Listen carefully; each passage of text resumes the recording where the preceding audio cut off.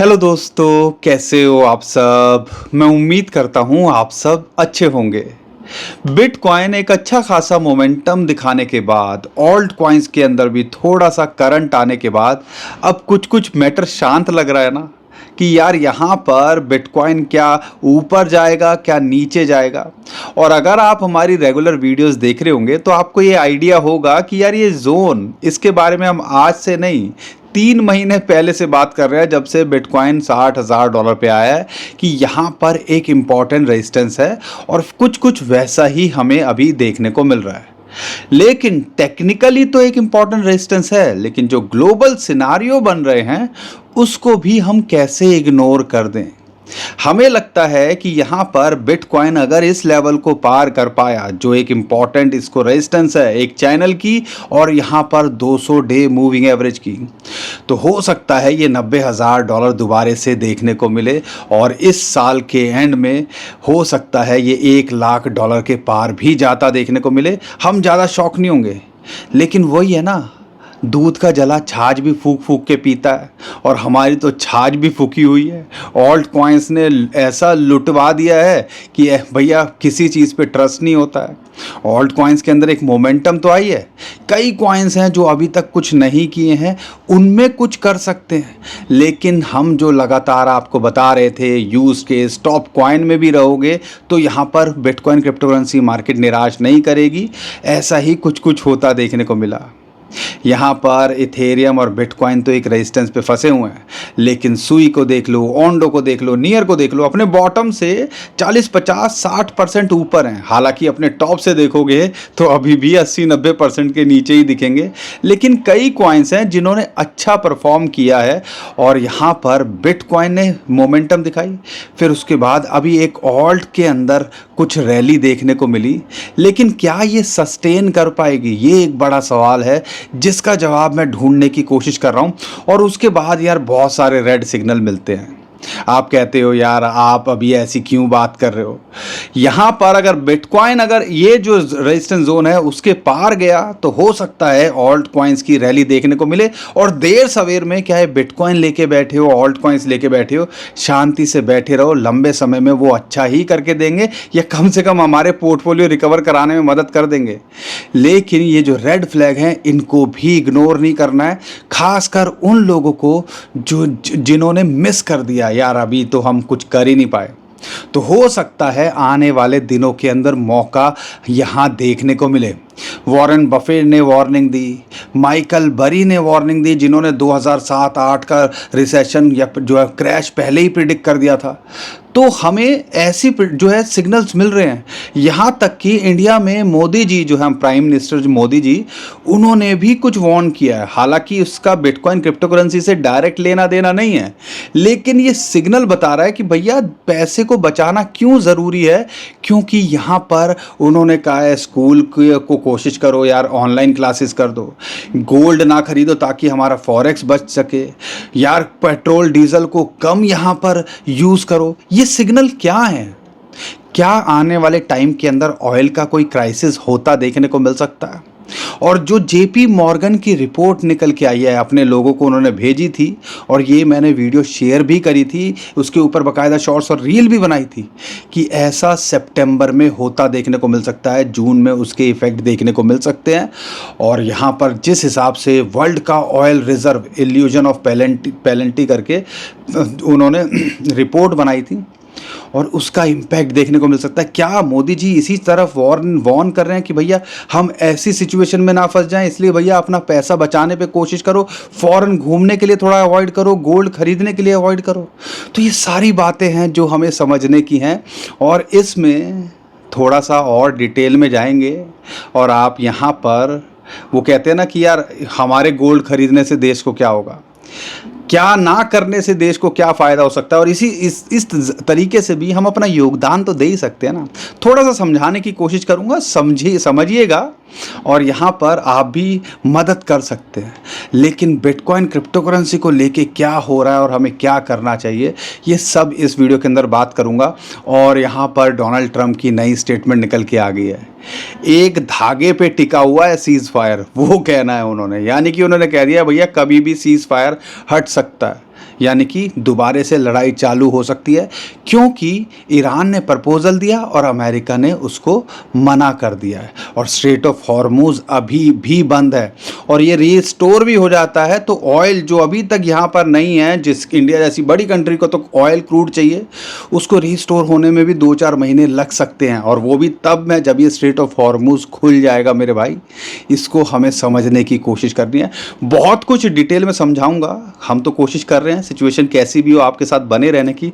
Channel पे पहली बार आया तो चैनल को सब्सक्राइब कर लीजिए, वीडियो को लाइक और शेयर करके ज़रूर जाइएगा, और यहाँ पर हमारा साथ दीजिए, सपोर्ट किया करो। सिचुएशन कैसी भी हो हम तो आपके साथ बने ही हुए हैं। सबसे पहले समझने की कोशिश करते हैं ग्लोबल मार्केट के अंदर यहाँ पर जो वार्निंग मिल रही है उसको कैसे इग्नोर कर दें। वॉरेन बफे, सब मैं आपकी पहली वीडियो में बता चुका हूँ, बार बार रिपीट नहीं करूँगा, $400 बिलियन अपना लेके बैठे हुए हैं कैश के अंदर, और यहाँ पर उनका कहना है भैया इन्वेस्टिंग नहीं, ये तो गैम्बलिंग चल रही है। यूएसए की मार्केट ऑल टाइम हाई पर है और फिगर्स मैच नहीं कर रहे हैं।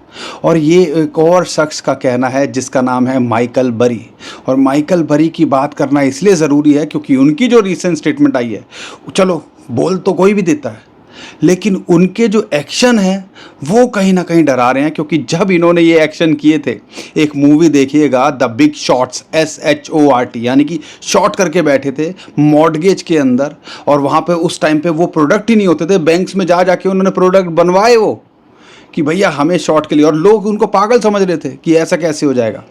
और उसके बाद जो बड़ा रिसेशन आया उन्होंने जम के पैसा कमाया, और वही कुछ कुछ फ़िलहाल वो इस टाइम पे कर रहे हैं। और जो बड़ी बड़ी AI कंपनीज़ हैं उनको शॉर्ट कर रहे हैं, एनवीडिया तक को शॉर्ट करके बैठ गया वो इंसान। और वो जो स्टेटमेंट निकल के आई है कि आखिरी के कुछ महीने, जैसे .com बबल जो 2000 में 1999 में हुआ था, वैसा ही कुछ कुछ सिचुएशन इस टाइम पे AI को लेके या ग्लोबल सिचुएशन बन रही है। यानी कि उनका पूरा अंदाज़ा है आने वाले महीनों के अंदर या कुछ टाइम के अंदर ये बबल भी फटता देखने को मिल सकता है। आपको भी पता है, हर कोई क्या है, टीवी हो, फ्रिज हो, हर चीज़ के अंदर, पेन भी ले रहे हो, सांस भी ले रहे हो, तो बताओ कुछ ना कुछ, एयर प्यूरीफायर भी AI है। AI है, AI से काम करता है। क्या घंटा कुछ नहीं होता उसके अंदर AI का, कोई लेना देना नहीं है। और जब ये बबल फूटेगा तो यूएसए की मार्केट पे उसका बड़ा इम्पैक्ट पड़ेगा। और जो ये रैली आपको दिख रही है ना, उसमें समझ लीजिए 70-80% जो रोल है वो AI का ही है, क्योंकि ट्रिलियंस ऑफ डॉलर के अंदर ये कंपनीज पहुंच गई हैं। और जब ये बबल फूटेगा तो उसके अंदर क्या होगा, यूएसए की मार्केट क्रैश होगी। और ये सिर्फ यूएसए की मार्केट क्रैश नहीं होगी मेरे भाई, ये सिर्फ यूएसए की मार्केट को मत देखिएगा। यूएसए की मार्केट गिरती है, पूरी दुनिया में 2007-2008 का रिसेशन याद रखिएगा। और जब यूएसए की मार्केट गिरी थी, बैंक डिफ़ॉल्ट हुए थे, सारी दुनिया की हालत ख़राब हो गई थी और एक बड़ा क्रैश देखने को मिला था। यहाँ तक कि गोल्ड सिल्वर भी नहीं बचे थे एक टाइम के लिए। तो आप कह लीजिए ये एक चीज़ है जिसे हमें इग्नोर नहीं करना है। और मैं यही वार्निंग दे रहा हूँ, इसीलिए बोल रहा हूँ, समझदारी दिखानी है। बिटकॉइन, क्रिप्टो करेंसी, क्या कुछ भी कर रहे हो भैया, स्ट्रेटजी अपनाओ, अपना रिस्क को कवर करके चलो, अपने हाथ में कुछ रखो कि ऐसी सिचुएशन आ जाए तो हम यहाँ कुछ कर सकें। अभी मेरे पास में बहुत सारी क्वेरीज आनी शुरू हो गई हैं, यहाँ पर कमेंट्स आने शुरू हो गए हैं, कौन सा कॉइन लें, कौन सा कॉइन लें। अरे ये दिमाग कहाँ चला गया था आज से जब 2-3 महीने पहले, और हम बोल रहे थे बहुत टाइम है, सोच लो। यहाँ पर जब बिटकॉइन 60,000 $65,000 डॉलर पे था, ओवरऑल क्रिप्टो करेंसी मार्केट अपने बॉटम के आसपास थी, कई ऑल्ट कॉइन्स बॉटम पे थे जो आज 50-70-100% के आसपास पहुँच गए। तब ये सोच कहाँ चली जाती है, तब तो फटी रहती है ना। तो यहाँ पर जब सारी दुनिया ग्रीडी हो रही हो, एक रैली पकड़ते हो, तो हमें किस लेवल पे लेना चाहिए टेक्निकली मैं बताऊंगा। अगर यहाँ से ऊपर जाता है तो कुछ एंट्री बनाओ, नहीं तो कौन से कॉइन्स हैं उन पे फोकस कर सकते हो, जिसके अंदर अभी कुछ नहीं हुआ है उस पे फोकस करेंगे। बाकी यहाँ पर थोड़ी समझदारी दिखाने की कोशिश करो और जल्दबाजी नहीं। और अगर ऐसा कुछ हुआ जो ये वार्निंग मिल रही हैं, तो भैया एक बड़ा मौका मिल सकता है, इसीलिए थोड़ा कुछ स्पेयर में रखो। यहाँ तक तो ये जो सिग्नल मिल रहे थे ना, वो ग्लोबल जो एक्सपर्ट हैं, जो बड़े बड़े लोग हैं, वो दे रहे थे। लेकिन यहाँ पर 1 दिन पहले हैदराबाद में और कल गुजरात से मोदी जी ने दोबारा से ये चीज़ें दोहराई कि भैया यहाँ पर 1 साल तक गोल्ड मत खरीदो, इससे हमारे जो फॉरेक्स रिज़र्व हैं, फॉरेन करेंसी एक्सचेंज के जो रिज़र्व होते हैं डॉलर पाउंड, उसको अल्टीमेटली आपको पता है गोल्ड कैसे ख़रीदा जाता है। गोल्ड जो है हमारा ज़्यादातर इम्पोर्ट होता है, यानी कि हमें बाहर से मंगाना पड़ता है, और उसके लिए क्या लगता है, डॉलर। अब यार यहाँ पे हम INR से पहले डॉलर में कन्वर्ट करेंगे, डॉलर से फिर हम गोल्ड लेंगे, अल्टीमेटली नुकसान हो रहा है ना। इससे यहाँ पर वही कह रहे हैं कि 1 साल तक शादी ब्याह कोई ओकेजन हो, गोल्ड मत खरीदो, और ताकि उससे जो हमारे फॉरेक्स रिज़र्व है उस पर ज़्यादा प्रेशर ना पड़े। और दूसरा इम्पैक्ट उससे क्या होता है, थोड़ा समझने की कोशिश करो कि यहाँ पर क्रूड ऑयल इस टाइम पे सारे देश को चलाने के लिए, और हमारा ज़्यादातर जो ऑयल है, तेल है, बाहर से इंपोर्ट होता है, और इस टाइम पे 3 महीने पहले वो रेट $50 पर बैरल था, इस टाइम पे $100 पर बैरल से लगातार ऊपर बना हुआ है। उसके लिए हमें डॉलर में पेमेंट करनी पड़ती है। उस पे गोल्ड से ज़्यादा बेटर यही रहेगा कि हम इतना टन गोल्ड मंगाते हैं, इतना पिछले के जो साल की जो फिगर निकल के आ रही है, जितना हमारे गवर्नमेंट के पास रिज़र्व है उतना तो हमने इंपोर्ट किया है, यानी कि लोगों में खपत हुई है उस चीज़ की। तो यही कहना यही है कि यार डॉलर की जो ज़रूरत है वो ऑयल को ख़रीदने के लिए, क्रूड ऑयल को ख़रीदने के लिए ज़रूरी है, ताकि यार देश को चलाया जा सके। और ये चीज़ यहाँ पे बोलनी, और ये हमें भी समझनी चाहिए। और ये भी बोला है पब्लिक ट्रांसपोर्ट को ज़्यादातर इस्तेमाल करो, इसलिए नहीं कि हमें शोशाबाजी करनी है, यार ये भी एक तरह से योगदान है। कई लोग सोचते हैं ना कि यार हम देश के लिए क्या कर सकते हैं, कैसे कर सकते हैं, ये भी एक तरीके से देश के लिए योगदान ही है। अगर आप यार 4 लोग जा रहे हो, अलग अलग गाड़ी लेके जा रहे हो, अरे एक गाड़ी में चले जाओ, सब्जी तक लेने जा रहा है ड्राइवर, गाड़ी में जा रहा है, वाह वाह लाड़ साहब। तो ये सारी चीज़ें हम ऐसे योगदान, पब्लिक ट्रांसपोर्ट को यूज़ कर सकते हो, ऑयल कम से कम खर्च करने की कोशिश करो। यहाँ तक कि ये भी बोला गया है कि फूड का जो ऑयल होता है, खाने का जो तेल है, वो भी हमारे को यार ऐसे जो है कम खर्च करो। तो इसीलिए बचत करना, क्यों ये सिग्नल क्यों दिए गए हैं, और यहाँ पर स्कूल तक को बोल दिया, यानी कि ऑफिस तक को बोल दिया कि यार जो है और कुछ ज़रूरत ना हो तो मीटिंग मत करो, ऑनलाइन मीटिंग करो या ऑनलाइन क्लासेस करो। वो क्यों किया, क्योंकि जितनी ज़्यादा हम क्रूड ऑयल की या पेट्रोल डीजल कम जो है खपत करेंगे, उतना ज़्यादा क्रूड ऑयल हमें इंपोर्ट करने में ज़्यादा मदद मिलेगी, कि हमें कम करना पड़ेगा, और फिर से हमारी करेंसी यहाँ पर हमें खर्च नहीं करनी पड़ेगी। और अल्टीमेटली ये सब चीज़ें नहीं करेंगे, उसका जो पॉजिटिव इम्पैक्ट है वो हमारे INR, क्योंकि इस टाइम पे 94 रुपीज़ पर डॉलर चल रहा है, क्योंकि हमें अल्टीमेटली ये सारी चीज़ें यूज़ करनी पड़ रही हैं, और उसकी वजह से क्या हो रहा है, खर्च हो रहा है ना डॉलर, क्योंकि सब कुछ बाहर तो डॉलर में ही होता है, और जो डॉलर वह जहाँ छाप रहा है वो तो छापते रहते हैं, और यहाँ पे ट्रम्प यहाँ पे लगा के बैठे हुए हैं, कर लो क्या करोगे।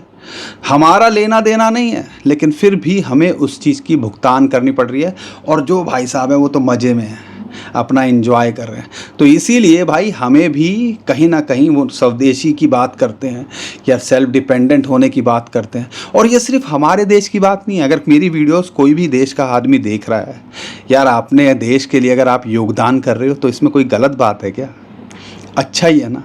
किसी और देश पे डिपेंडेंट रहना, क्रूड के लिए, ये सब चीज़ों के लिए कम इस्तेमाल करेंगे तो देश पे बर्डन कम पड़ेगा ना। तो ये सिर्फ इंडिया की बात नहीं है, जो भी जिस कंट्री के भी जो है जो देख रहे हैं लोग, वो अपने देश के लिए योगदान कर सकते हैं ऐसे। और यही चीज़ें कई बार कहते हैं ना कि हम कैसे योगदान कर सकते हैं, भैया ऐसे। लेकिन वही चीज़ है, हम में से ज़्यादातर लोगों को ये समझ ही नहीं है, समझ में आनी भी नहीं है। लेकिन जब मोदी जी ने दोबारे से बोली है ये बात, तो आप समझिएगा कि आने वाले दिनों के अंदर हो सकता है ये सारी चीज़ों के लिए थोड़ा टफ टाइम होता देखने को मिले। और ऑयल रिज़र्व, आपका जो कल का जो अपडेट बताता हूँ आपको, जो लगता था कि यार ऑयल की कोई दिक्कत नहीं होगी, निकालो ना निकालो, इतना ऑयल रिज़र्व सारी कंट्रीज़ के पास था, वो भी अब बहुत गिरता देखने को मिल रहा है, और बहुत जल्दी गिरता देखने को मिल रहा है, क्योंकि निकल तो रहा नहीं, और जो कंट्रीज़ के पास ऑयल रिज़र्व स्टोर करके बैठे हुए हैं अब उनको उसमें से यूज़ करना पड़ रहा है, तो और प्रेशर बन रहा है। तो समझिएगा यही सब इंडिकेशन किया गया है। और JP मॉर्गन ने पिछले महीने, मैंने ये वीडियो बनाई थी इसके ऊपर, जो इल्यूजन ऑफ पेनल्टी बहुत ज़्यादा की, तो ये था कि उसके ऊपर कहीं ना कहीं यही बताया गया है कि ऑयल क्राइसिस आते देखने को मिल सकते हैं, सितंबर तक हमें इसका लोड देखने को मिल सकता है और ऑयल का प्राइस भागता देखने को मिल सकता है। और अगर ऑयल भागेगा तो ये जो आपको यूएसए की मार्केट अभी बढ़ती देखने को मिल रही है ना, इसकी भी हालत ख़राब होगी और उसका इम्पैक्ट ग्लोबल मार्केट पे तो पड़ेगा ही, हमारी मार्केट्स पे सब पे पड़ ही रहा है ना। और बिटकॉइन और क्रिप्टो करेंसी के अंदर भी यहाँ पे गिरावट देखने को मिल सकती है। इसीलिए टेक्निकल छोड़ दूं तो यहाँ पर हमें इन सारी चीज़ों को भी ऑब्जर्व करना है। अब ये ओवरऑल ग्लोबल सिचुएशन, पूरी पिक्चर, सारे पोर्टफोलियो के लिए बात कर रहा हूँ, लेकिन अगर मैं पर्टिकुलरली बिटकॉइन और क्रिप्टो के लिए बात करता हूँ तो क्या लेवल्स हैं। अगर ये सारी चीज़ें चलो इग्नोर भी कर देते हैं, इस टाइम पे एक रेजिस्टेंस में फंसा हुआ है ना, उसके पीछे की क्या रीज़न है उसको समझाने की कोशिश करता हूँ। लेकिन आप लाइक नहीं कर रहे हो ना, वीडियो समझ में आ रही है या बाउंसर जा रही है, हवा हवाई में जा रही है? भाई समझने की कोशिश करो, आपके ही काम आ रही है। और जब बॉटम पे था हम बोल रहे थे टिकने की कोशिश करो, तब लोगों को पता क्या हो रहा है, आप में से कई लोगों क्या है, चूजी हैं, वो बात पिक करेंगे जो मतलब आपके दिल को सुकून दे। जब बॉटम के आसपास था टिके रहो, बने रहो, लॉन्ग टर्म का देखो, तब यहाँ पर समझ नहीं आ रही थी। आज जब एक अच्छा खासा मूव लिया है, 80-85 हज़ार डॉलर पे बिटकॉइन आ गया है, तब यहाँ पर ये वार्निंग दे रहे हैं, ये नहीं सुनेंगे, फिर कहेंगे आप तो 1 लाख बोल रहे थे। अरे 1 लाख के पीछे क्या लॉजिक है और अब यहाँ पर क्यों इतना प्रेशर है, ये भी तो समझने की कोशिश करो। इसीलिए तो शॉर्ट और लॉन्ग टर्म में फ़र्क है मेरे भाई।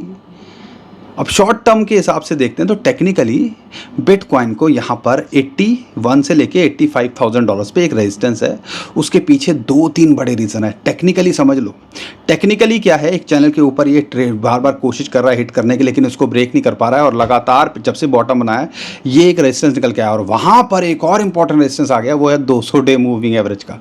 इन दोनों रेजिस्टेंस को पार करना इतना आसान नहीं है और इसी वजह से आप देख रहे हो कुछ दिनों से यहाँ पर ये हिट कर रहा है लेकिन इसको ब्रेक नहीं कर रहा है। समझने की कोशिश करो, ये कुछ दिन, कुछ हफ्ते, कुछ महीने तक चल सकता है, लेकिन अगर इसके पार गया और मंथली कैंडल और वीकली कैंडल इसके ऊपर क्लोज करती है तो उम्मीद कर सकते हो आने वाले टाइम के अंदर ये भी हो सकता है दोबारा से 90,000 डॉलर को टेस्ट करता देखने को मिले और इस साल के एंड में 1 लाख डॉलर। अब ये बोला है मैंने, नहीं आपने तो बोला था 80,000 से सीधा 1 लाख जाएगा। अरे ऐसा नहीं होता मेरे भाई, और अगर हमें ऐसा पता होता तो हम भविष्यवाणी कर रहे होते। हम कोई भविष्यवक्ता नहीं है, ठीक है। हम यहाँ पर जो टेक्निकल्स हैं, जो थोड़ी बहुत समझ रखी है 8-10 साल में, वो बताने की कोशिश कर रहे हैं। हम फाइनेंशियल एडवाइज़र भी नहीं है, तो कुछ भी करने से पहले, रिस्क लेने से पहले अपने फाइनेंशियल एडवाइज़र से बिना पूछे कुछ मत करिएगा। लेकिन यहाँ पर अगर इसको यहाँ रेजिस्टेंस मिलती है, रिजेक्ट होता है और ये सब चीज़ें होती हैं तो बिटकॉइन का प्राइस नीचे भी खिसकता है। और उसके पीछे सिर्फ ये टेक्निकल रेजिस्टेंस नहीं है, मैंने आपको बताया भी था बिटकॉइन के ETF के अंदर अब सेलिंग प्रेशर देखने को मिल रहा है और यहाँ पर अच्छी ऑब्वियसली 60-65 हज़ार पे किसी ने लिया हो और इस रेट पे मिल रहा हो तो भैया वो एग्जिट करने की सोचेगा ना। लेकिन इसके अलावा बिटकॉइन माइनर्स 80-85 हज़ार डॉलर पे उनकी जो है पार आता है, यानी कि नो प्रॉफिट नो लॉस, और इतने महीनों से वो लॉस में कर रहे थे माइन, तो वो भी तो कुछ करने की कोशिश करेंगे, तो ये भी एक बड़ा रीज़न है। लेकिन समझे तो समझे कौन, ठीक है ना। अब यहाँ पर ये सारे टेक्निकली तो है ही, अगर यहाँ से छिटकता है तो 74,000 डॉलर्स के आसपास एक सपोर्ट है और यहाँ इसके नीचे फिर 70,000 डॉलर पे है। अब कोई इसमें रॉकेट साइंस तो नहीं है ना, शॉर्ट टर्म में कहाँ लाइन से कहाँ ट्रेड करना है, क्या कैसे कुछ कर सकते हैं। लेकिन लॉन्ग टर्म में हमें ये भी पता है, कुछ हफ्ते ही लगाए ना बिटकॉइन ने 60-65 से सीधा 80-85 हज़ार, तो भैया अगर लंबे समय में देख रहे हो, हिस्टोरिकली भी देखते हो, तो यहाँ पर हमें उसके लिए तैयार रहना चाहिए कि हाँ बिटकॉइन एक नया ऑल टाइम हाई भी बनाता देखने को मिलेगा, लेकिन उसके लिए पेशेंस दिखाना पड़ेगा। और हिस्टोरिकली यहाँ पर मई, जून, जुलाई, अगस्त, मैं बार बार रिपीट कर रहा हूँ, ये अच्छे महीने नहीं होते हैं बिटकॉइन के लिए हिस्टोरिकली, खासकर जब बिटकॉइन लास्ट ईयर में ऑल टाइम हाई बनाता है। हिस्टोरिकली उठा के देख लीजिएगा, उसके बाद मई, जून, जुलाई, अगस्त, सितंबर, ये 4-5 महीने में 50 से 60% तक गिरता है। तो इन सारी चीज़ों को मैं इग्नोर कैसे कर दूँ, इसीलिए शॉर्ट टर्म में अलग देखना है। और अगर लॉन्ग टर्म में हो, आपको पता है 1.25 लाख डॉलर के पार जाना चाहिए और आपको पोर्टफोलियो सही से, रिस्क सही से मैनेज करके चला हुआ है, तो कोई फ़र्क नहीं पड़ रहा क्या ये 50,000 डॉलर, क्या 70-80 हज़ार डॉलर, समझ रहे हो ना। तो ये है अब ये बिटकॉइन के बारे में तो समझ में आ गया होगा क्या करना है, और लॉन्ग टर्म में और जब भी नीचे डिप में आए एक्यूमुलेट कर सकते हो। सेम ही सिचुएशन इथेरियम के साथ में भी है, और ये 200 और 50 डे मूविंग एवरेज की इसको रेजिस्टेंस मिल रही है, जो कि 200 week moving average, 50 month moving average की इसको रेजिस्टेंस मिल रही है। और आप कह लीजिए इसको तोड़ना इतना आसान है, वो $2400 से $2500 के बीच में मिल रही है। और आप समझ सकते हो, और ये बात मैंने आपको 2-3 महीने पुरानी वीडियो कोई भी उठा के देख लो, हर वीडियो में बताया होगा इथेरियम के साथ ये रेजिस्टेंस है, और इसको बाहर करना इतना आसान नहीं है, और वही कुछ कुछ अभी होता देखने को मिल रहा है। अगर हम चाहते हैं इथेरियम $3000 जाए, तो भैया इसको और बिटकॉइन को $80000 के पार जाना पड़ेगा, और इथेरियम को इस लेवल के पार जाना पड़ेगा। अगर यहाँ से नीचे गिरता है $2200 और फिर $2000 के नीचे इसको एक सपोर्ट मिलती है। अब ये ओवरऑल है। ऑल्ट कॉइन्स के अंदर भी एक मोमेंटम आते देखने को मिली, क्योंकि यार बिट बॉटम के आसपास थे, और कई कॉइन्स के अंदर एक मोमेंटम आई, 20-50% बढ़ते भी देखने को मिले। और उसके पीछे एक रीज़न था, बिटकॉइन एक अच्छा मोमेंटम दिखाया, उसके बाद एक जो है कहीं ना कहीं ट्रांसफॉर्म होता है। अब वो होता है ऑल्ट कॉइन्स के अंदर, कुछ कुछ वैसा ही होता देखने को मिला। लेकिन अब ऑल्ट कॉइन्स के अंदर भी एक प्रेशर है। जब कोई कॉइन 50, 60, 70, 100% तक बढ़ जाए, तो उसके अंदर यूजुअली क्या होता है, हैवी सेलिंग देखने को मिलती है। और वही कुछ कुछ अभी हमें ऑल्ट कॉइन्स के साथ होता देखने को मिल रहा है। अभी सोलाना $70-75 पे था, तो यहाँ पे कुछ किया नहीं। अब 90-95-100 के आसपास आ गया, तो लोग कह रहे हैं क्या करें। लॉन्ग टर्म में देख रहे हो तो कोई फ़र्क नहीं पड़ता, ये ऑल टाइम हाई को छूने का पोटेंशियल भी रखता है। लेकिन अगर शॉर्ट टर्म में देख रहे हो तो भैया यहाँ रेजिस्टेंस है, $100 एक साइकोलॉजिकल रेजिस्टेंस है, $120 फिर एक टेक्निकल और रेजिस्टेंस है, और 96 जो डॉलर है वो टेक्निकली वैसे ही इसके लिए एक रेजिस्टेंस का काम कर रहा है। तो हमें ये हर चीज़ों को देखना है। बाकी ऑल्ट कॉइन्स की बात करते हो, अच्छे कॉइन्स सुई लास्ट टाइम बताया था ऑलमोस्ट $1 के आसपास था, $1.5 होके आया, $1.3 चल रहा है। ऐसी सही के बारे में बात करी थी, तो ये हम बताने की कोशिश कर ही रहे हैं आपको। तो ऑन्डो जब बता रहे थे, तो ये सारे कॉइन्स अब एक मोमेंटम पकड़ रहे हैं। अब कोई चीज़ 50-60% बढ़ गई है, तो अभी हमें शांति से बैठना है, और मौके का या तो दोबारा से इम्पोर्टेंट सपोर्ट पे आएँ तो हम कुछ करें, या यार यहाँ पर आप शांति से बैठे रहें। और लॉन्ग टर्म में देख रहे हो तो ये पार्ट में जैसे डॉलर कॉस्ट एवरेज नीचे करते हैं, और लगता है कि यार मोमेंटम के बाद ऊपर गया है, और ऑल टाइम हाई से आज भी 80-90% नीचे है, तो यहाँ पर हम एक्यूमुलेशन पे फोकस कर सकते हैं। लेकिन फिर मत वो दिल की धड़कनें मत बढ़ाना कि यार ये तो मैंने महंगा खरीद लिया, 50% ऊपर खरीद लिया, नीचे आ गया। जब कोई 50-100% बढ़ती है तो वो नीचे भी आ सकती है। तो ये बेसिक चीज़ें हैं जो हमें समझनी है। पोर्टफोलियो को मैनेज करना आना चाहिए, 5-10% ज़्यादा एक्सपोजर नहीं होना चाहिए बिटकॉइन क्रिप्टो करेंसी, और उसके अंदर भी इथेरियम और बिटकॉइन पे फोकस मेनली होना चाहिए। और बाकी जो झाम झड़कम बता रहा हूँ, ये आपको 20-25% पोर्टफोलियो में होना चाहिए, और वो भी टोटल पोर्टफोलियो का आपका जो क्रिप्टो में होना चाहिए 5-10%। अब ये कैसे होगा, बोलने से नहीं होगा, पेन पेपर लेकर बैठा करो और लिखा करो मुझे क्या करना है, कौन से कॉइन में मौका लग रहा है, कैसे करना है, तब जाके सिचुएशन सुधरेगी। बाकी बहुत सारे कॉइन्स हैं, अपॉर्चुनिटी दे रहे हैं। मैं एक डेडिकेटेड वीडियो जल्दी बनाने वाला हूं, तो हमें फॉलो कर लीजिएगा। उम्मीद करता हूं हर बार की तरह आपको हमारा कंटेंट अच्छा लगा होगा। वीडियो पसंद आई तो वीडियो को लाइक करिएगा, चैनल को सब्सक्राइब कीजिएगा, ट्विटर टेलीग्राम को हमारे फॉलो कर लीजिएगा, नीचे डिस्क्रिप्शन में उसका भी लिंक दे दिया है। अभी के लिए विदा लेता हूँ। खुश रहिए, मुस्कुराते रहिए, खबाते रहिए। आपका दोस्त पंकज। थैंक यू, नमस्कार, धन्यवाद।